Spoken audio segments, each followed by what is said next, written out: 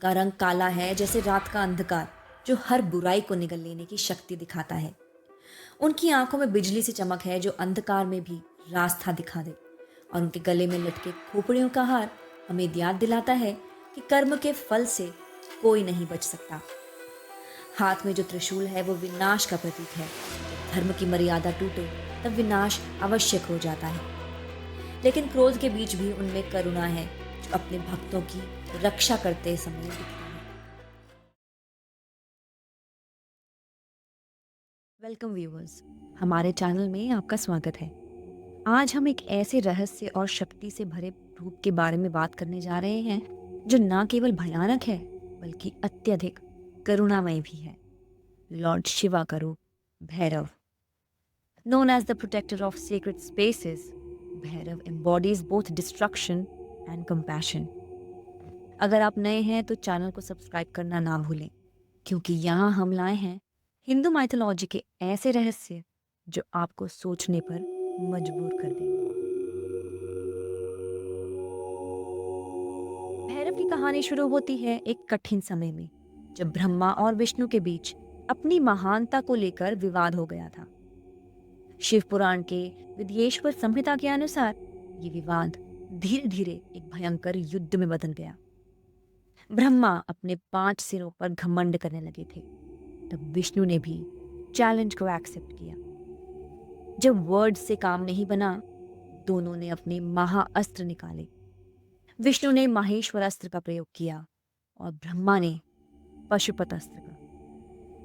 दोनों अस्त्रों में 10,000 सूर्यों जितना तेज था, और जब दोनों टकराए पूरा ब्रह्मांड विनाश के कगार पर पहुंच गया। तब महादेव को स्वयं प्रकट होना पड़ा। उन्होंने एक अनंत तेज से भरा हुआ लिंग का रूप धारण किया, एक आग का स्तूप जिसका ना कोई आदि था ना ही अंत। ब्रह्मा और विष्णु दोनों इस अद्भुत दृश्य को देखकर चकित रह गए। उन्होंने डिसाइड किया कि जो इस लिंग के अंत या शिखर को पहले पाएगा वही सबसे बड़ा होगा। ब्रह्मा ने हंस का रूप धारण किया और ऊपर की ओर उड़ गए, जबकि विष्णु ने वराह बोर का रूप लेकर नीचे की ओर खोज शुरू की।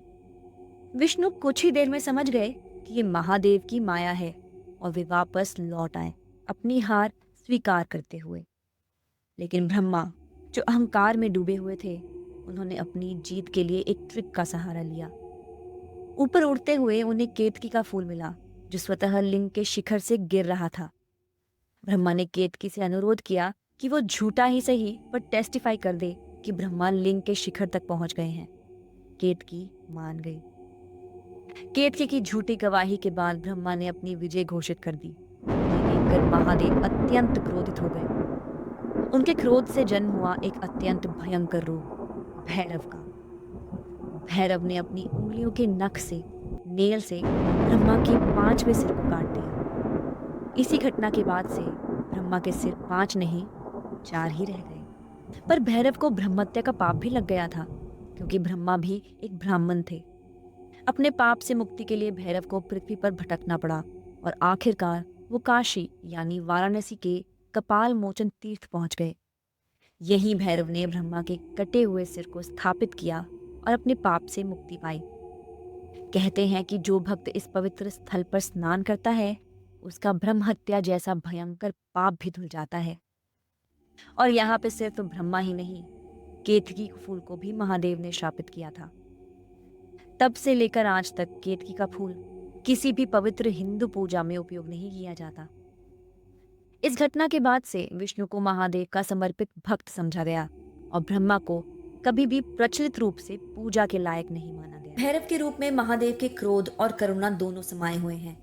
उनका रंग काला है जैसे रात का अंधकार जो हर बुराई को निगल लेने की शक्ति दिखाता है। उनकी आंखों में बिजली सी चमक है जो अंधकार में भी रास्ता दिखा दे। और उनके गले में लटके खोपड़ियों का हार हमें याद दिलाता है कि कर्म के फल से कोई नहीं बच सकता। हाथ में जो त्रिशूल है वो विनाश का प्रतीक है। जब धर्म की मर्यादा टूटे तब विनाश आवश्यक हो जाता है। लेकिन क्रोध के बीच भी उनमें करुणा है जो अपने भक्तों की रक्षा करते समय दिखती है।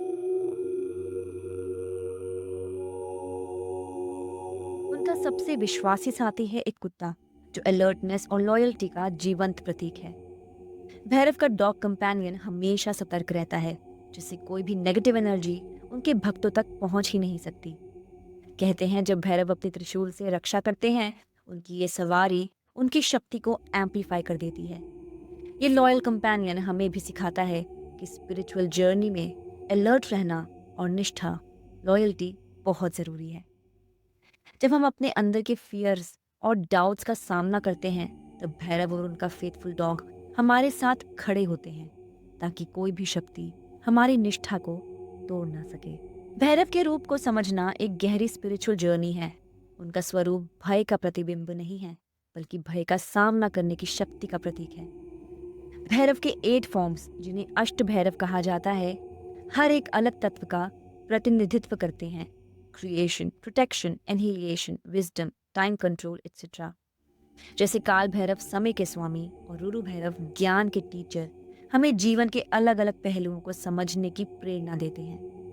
उनके ये फॉर्म्स उनकी कॉस्मिक वर्सेटैलिटी और role in maintaining universal balance को दिखाते हैं।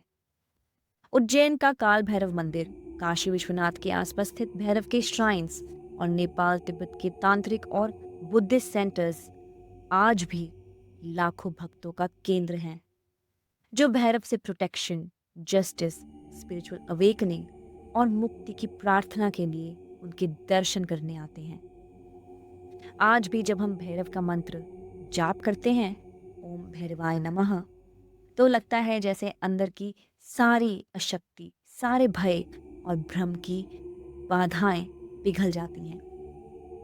भैरव का पाठ और स्मरण हमें अपने आंतरिक दुश्मनों से लड़ने की शक्ति देता है, जैसे अहंकार, लोभ, द्वेष और अंधकार। अंत में भैरव हमें सिखाते हैं कि विनाश और निर्माण दोनों आवश्यक हैं। जब भी संसार में अधर्म और अहंकार बढ़ जाए, तब विनाश अवश्य होगा, और उस विनाश के बीच से ही नए जीवन का जन्म भी होगा। इसीलिए भैरव न केवल भयंकर रूप हैं, बल्कि दया और सुरक्षा का प्रतीक भी हैं। तो आज की इस कहानी में इतना ही। अगर आपको ये कहानी पसंद आई हो तो वीडियो को लाइक करें, अपना फीडबैक कमेंट्स में ज़रूर दें और हमारे चैनल को सब्सक्राइब करना ना भूलें। अगले एपिसोड में फिर मिलेंगे एक नए डिवाइन रहस्य के साथ। तब तक के लिए भैरव का आशीर्वाद आप सब पर बना रहे। हर हर महादेव।